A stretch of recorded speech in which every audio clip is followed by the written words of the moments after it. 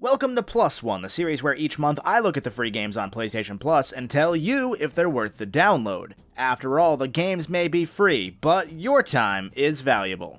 The PS Plus lineup for May 2018 consists of Beyond Two Souls, Rayman Legends, and King Oddball, and Rayman will be our focus today. This 2013 2D platformer is a sequel to 2011's Rayman Origins, featuring over 100 different levels and some hectic 4-player co-op action. Upon release, just like Origins, Legends received critical acclaim, with some even going as far to say it was one of the best platformers ever made. But what other critics said isn't what you're here for, is it? You want my 2 cents, and more importantly, you want to know if this game is the best fit for you. Let's find out. Before I dive into the gameplay, I'm going to take a small detour and talk about how absolutely gorgeous this game is. Countless 2D platformers go for that blocky sprite-work style of visual design. I get it, it's iconic, and I love it just as much as everybody else. Rayman, however, has never exactly fit the platformer mold. With his disconnected floating limbs and his ability to manipulate them into different shapes and abilities, our hero has never exactly been a blocky character. Thankfully, the team at Ubisoft steered right into this and designed every level with curves, every animation with a bit of a bounce, and genuinely with all the heart in the world. To put that heart into perspective, the lead director of this game went out and protested with angry fans when the finished Wii U exclusive Rayman Legends was delayed by a full year just so that it released simultaneously with PS3 and Xbox 360 ports that were not planned initially. That's how dedicated these guys were to Rayman Legends. They actively went out and protested against their boss.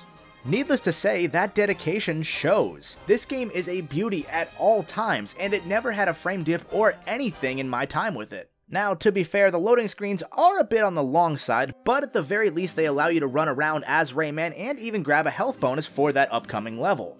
Rayman Legends has several different worlds, each with a convenient difficulty meter underneath. These start off simple, like a lush green forest, but quickly explode into more and more challenging scenarios. Within an hour, I found myself playing as a duck in the underworld, or dodging sentries underwater. Later on, there are even levels where you flee from a moving wall of fire set to the tune of Eye of the Tiger and other classic hits. That's just awesome! On top of the dozens of levels new to the game, there are also 40 remastered levels from Origins, which look just as good here, if not better than they did back in that game. As a quick aside, you should go buy Rayman Origins, it's really good. Against all odds, Legends stacks up incredibly well to the high bar set by its predecessor. The core gameplay, just like the visuals, never lets up. Rayman feels incredibly smooth to control, and has a wide array of moves that he can perform. Hell, he even has a competent underwater moveset.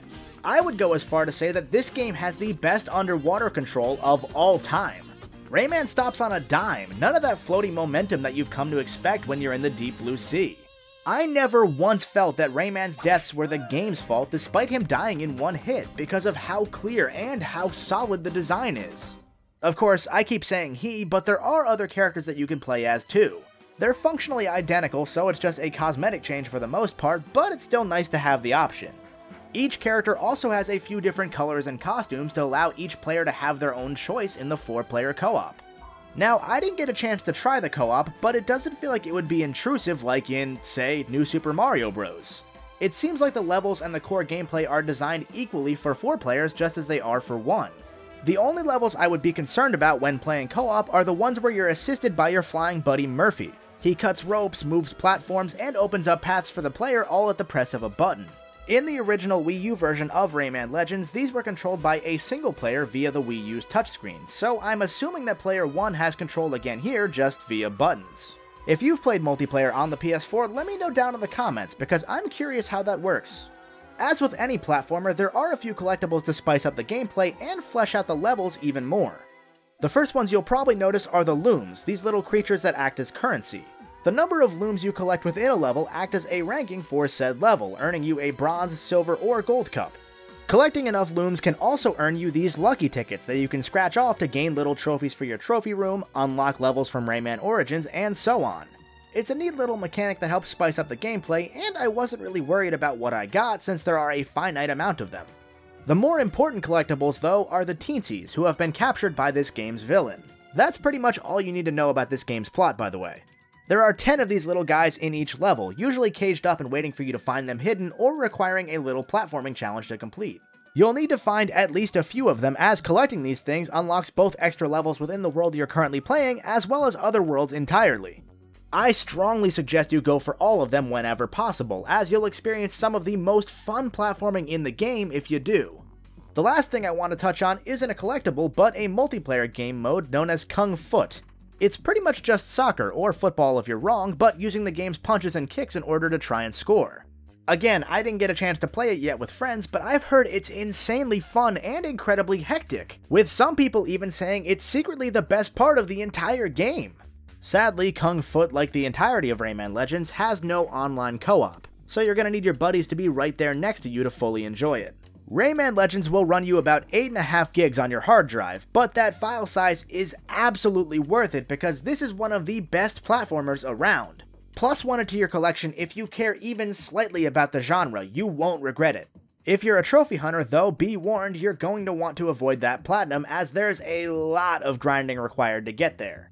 If you're watching this after May and PS Plus has already rolled over, the game goes for $40 on PSN or $20 for a physical copy. I think $20 is absolutely fair for this game, even more so if you have friends to play it with. I can't underscore enough just how fun this game is. Try it yourself and you'll see exactly what I mean. With that all said, thank you for watching. If you liked the video, make sure you hit the like button and share it with your friends, and if you want to find out if more of this month's free games are right for you, make sure you subscribe.